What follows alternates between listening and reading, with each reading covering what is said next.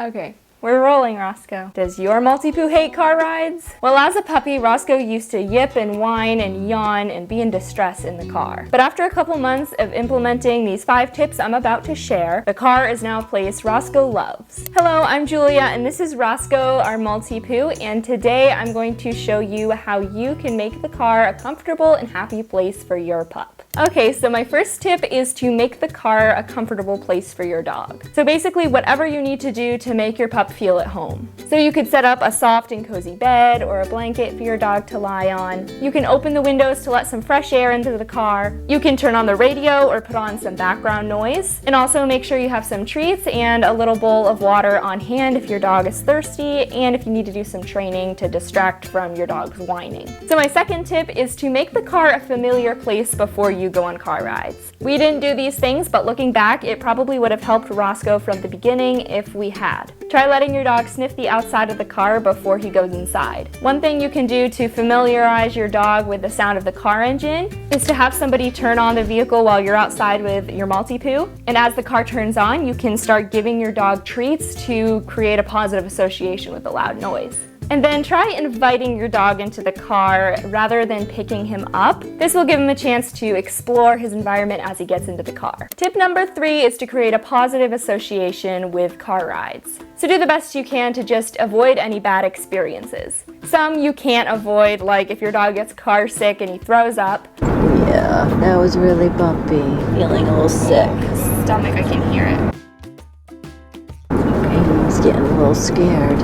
He almost threw up. But there's certainly a lot you can control. For example, we found that Rosco gets more distressed if we put him in a crate in the car, so we stopped doing that. Keep in mind this might not be the case with all dogs. Some dogs might love the crate. Another thing we've avoided is banishing Rosco to the backseat all by himself. He's much more relaxed when he's near us. Also, avoid leaving your dog in the car alone too long. The times we did leave Rosco in the car, he would be in complete distress, pacing around and barking and just waiting for us to come back. Here's some ways we've created positive experiences in the car with Rosco. Rosco usually lies in our lap or on a little blanket beside us in the front seat. We found in the beginning that offering treats whenever Rosco was quiet or even doing some basic training helped take his mind off the car ride. Communicating with Rosco and talking to him on the car ride also helped to make him feel more secure.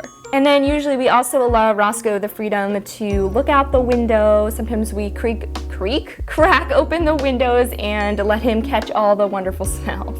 Back when Rosco wasn't accustomed to the car, if he did start to whine or yawn, which was pretty much every time, we tried distracting him with something out the window, and then if he stopped whining for a couple seconds, we'd give him a treat and say, "Yes, quiet." Rosco, what's this? Rosco, what's this? Yes, quiet. I think he just thought I was going to give him something because I said, "Yes, quiet." So he was whining on the way here. He's interested in that. So take a piece off, see if he's interested. Yeah, that was it. Yeah. He's perking up.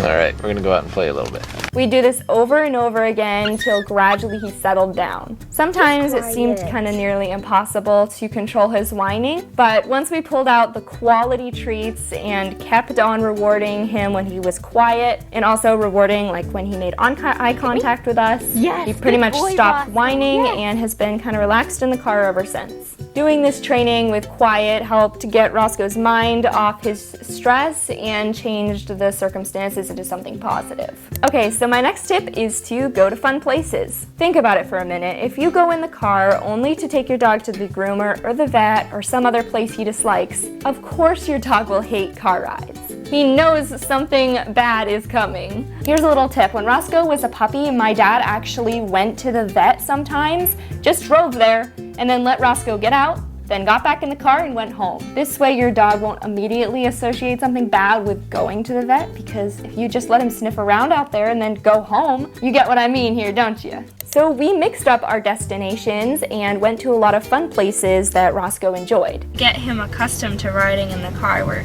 going for a short car ride to the playground.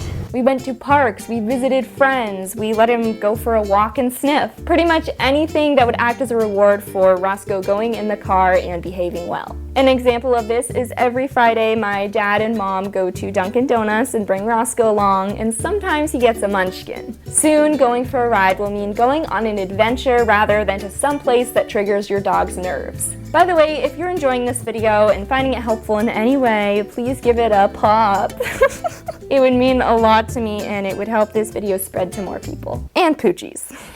Alright, the fifth and final tip is to go for car rides often. From the beginning, we brought Rosco in the car with us all the time, whether it was a trip to the bank or just a little ride around the block. On the road, do a little excursion with this little guy. He's still not getting too used to the car. Yeah. We'll see. Honestly, this is probably the most important tip and the one that really helped Rosco to like the car. By doing this, car rides became a normal part of Rosco's daily life. We started saying go for a ride every time we were about to leave the house, and Rosco perks up and gets all excited whenever we say that. Do you want to go for a ride? Come on, let's go. Rosco, do you want to go for a ride? I'll stop teasing him, I promise.